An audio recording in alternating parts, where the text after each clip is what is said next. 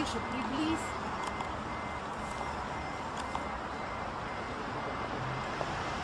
Ну что это такое?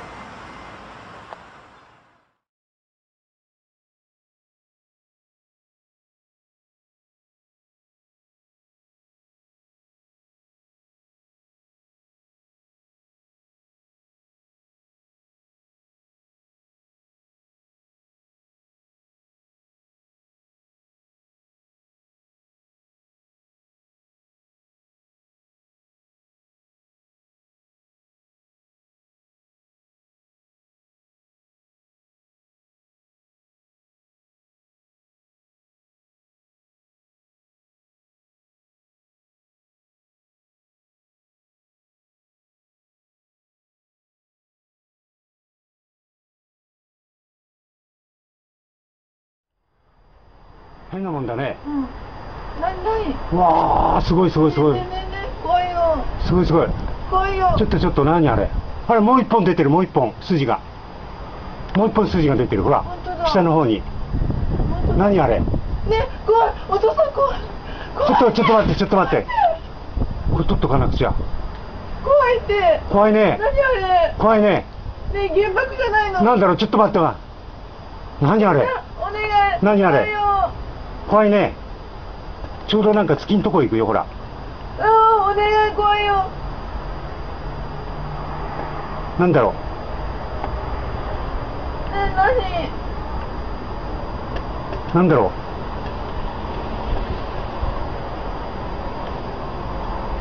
A strange spiralling white light was spotted in the early morning sky over Sydney, with even sceptical witnesses wondering if it was a UFO. The unusual sight was recorded by hundreds of people from Victoria north to Queensland. It appeared just before 6 o'clock this morning. That's a UFO, I'm telling you. A spiral in the sky around a bright light. Malcolm Richardson saw it move from west to east, disappearing into the sunrise. It was actually rotating and throwing off a vapour, glowing vapour, in a spiral that was getting bigger. He was not alone. Early morning surfers, farmers, truckies grabbed their phone cameras, still cameras, web cameras. It's just the most astounding thing. I'm looking out the window now trying to see if it's come back or not. From central Queensland to Melbourne along the east coast, people shared a close encounter. And this thing was moving at a rapid rate. I thought, gee, that's so unusual. I was just dumbfounded. The Bureau of Meteorology confirmed it wasn't a weather phenomenon. Air traffic control say they didn't pick their radar, and that looks 14 kilometres into the sky. And the radio telescopes near Canberra confirmed that it wasn't in deep space, so that leaves Earth's orbit. 它不是说是直线跑的。火柴头那么大，乒乓球那么大，你看在天上，你大概。又是一个螺旋形运动的飞行物，这与6358机组人员的描述不谋而合。那么，如果说两地的目击者看到的就是同一个物体，这里的人在地面上是否看到了更多的细节呢？经过调查，大连的目击者一致反映，当晚见到的是一个亮度很高、有着长长轨迹的发光物体，并且以螺旋形的运动轨迹从东南向西北方向飞行。随后，记者又走访了何焕清最初发现不明飞行物的江家村，那里的村民也证实了这一点。我以为等我们看完回来之后，想想不是这么回事。事实上，何焕清根据飞行轨迹判断它不是飞机是不准确的，因为在某种特定的情况下，飞机完全可以制造出这种螺旋形。想观测一下空中的云，却正好捕捉到了一个螺旋状的不明飞行物。可是，这里的雷达显示仪却没有发现任何异常。它呢就是说由西向东，就是呈那种比较平稳的抛物线状，就是螺旋式的飞行。大概我看到的整个过程呢是1到2分钟的时间就没有了，就是形状呢像碗盖一样大，后面呢留着一个长长的那个火红色的尾巴。上海的几位 UFO 爱好者随后收集到了上百份目击报告，也有人看到的是电风扇状或者菱角扇形。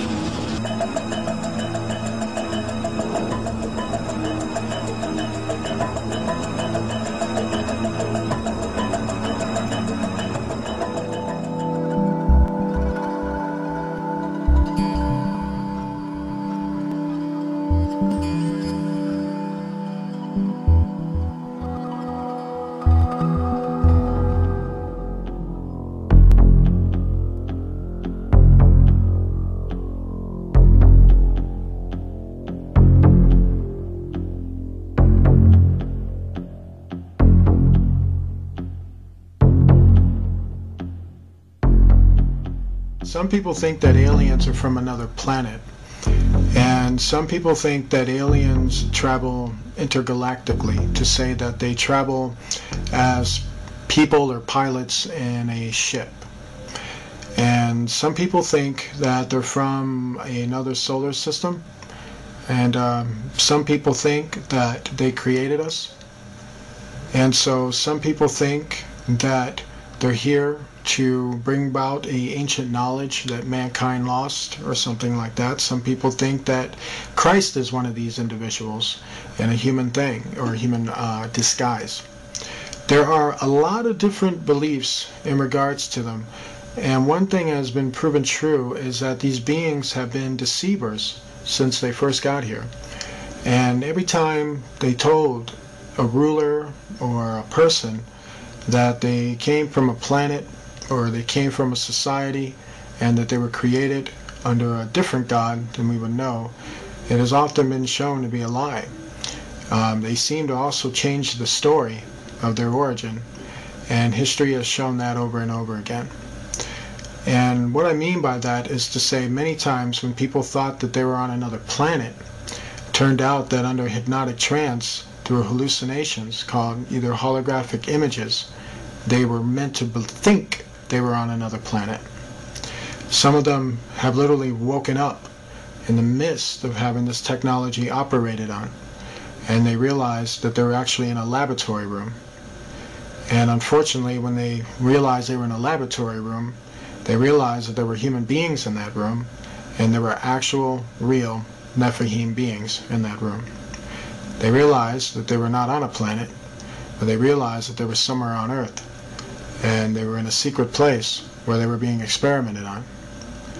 Some of them are actually using ships, real technological ships, to kidnap people. That does not qualify them as coming from another planet, as the way they would define it. So let's understand a little bit more evidence on that. Let's go back to the intergalactic thing, okay? If they're from an intergalactic world, let's say they're from 9 solar systems away from us, and they were from a technological world that is 9 solar systems away from us, that world would be far more present than non-existent as we're in that state now, meaning the traffic would be so heavy that you would see it, and you would clearly see it all the time.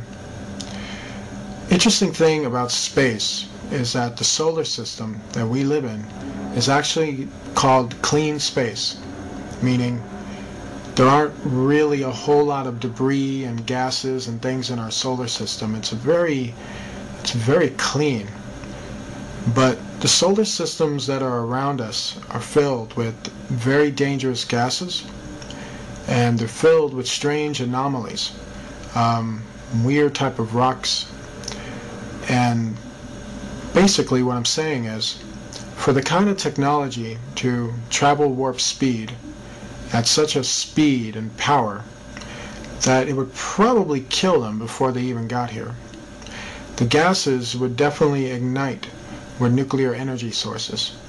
This is why deep interstellar travel is not possible, because the more and more further you go out into space, the more and more dangerous it becomes to travel. So if there was intergalactic activity going on, where people are actually blasting themselves from that solar system over to here, the traffic and the accidents and the explosions from these accidents would be so magnificent that they would be seen from Earth. And so we don't see anything like that. Not anything like that at all. And let's say they manage to get through the gases and the rock formations and everything else. Let's say they develop some type of technology where they could actually do that. Still, what you don't factor in is that you will see them coming before they even got here. And the whole world would actually see them coming before they even got here. You don't see that. So that debunks any theory that they are intergalactic. Also, if they created us, then who created them? You got to recognize that the universe is far bigger than an alien, as they want to call it. And these aliens do not have appropriate explanations for these things. They ignore these questions. At this stage, the rocket was traveling between 11 and 14,000 miles per hour when a saucer-shaped craft entered the frame. It flew into the frame like this, and it shot a beam of light at the warhead. Now, remember, all this stuff is flying at several thousand miles an hour. So this thing fires a beam of light at the warhead, hits it, fires another beam of light, and then flies out the way it came in. And the warhead tumbles out of space. In many incidences where these beings have been confronted, Jesus Christ has often been asked of them. And you know, they actually say that he's real. They can't even deny him. Have you ever wondered why? Now, from their behavior of disappearing and reappearing, that's not the behavior of an intergalactic entity.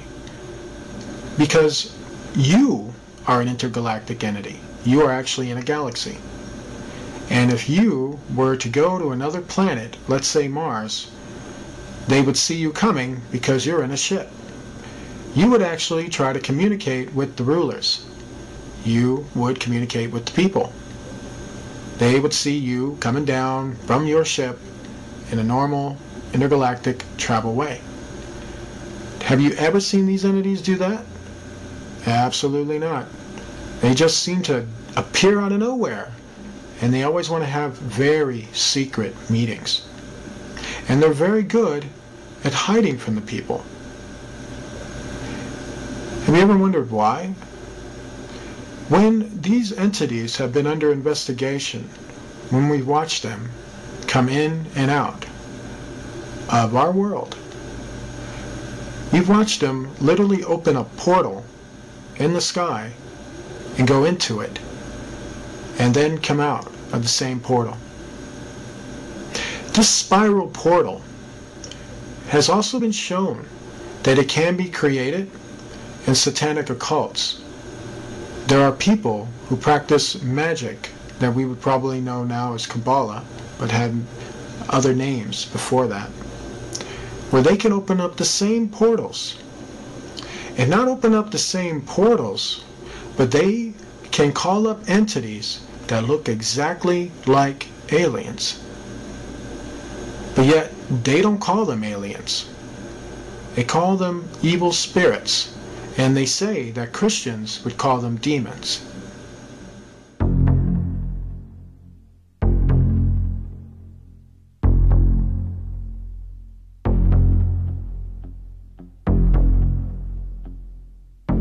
Question, can you tell us about UFOs? My sister, before my wife came around, used to be leader of the state of Ohio, the high priestess there, of the whole state.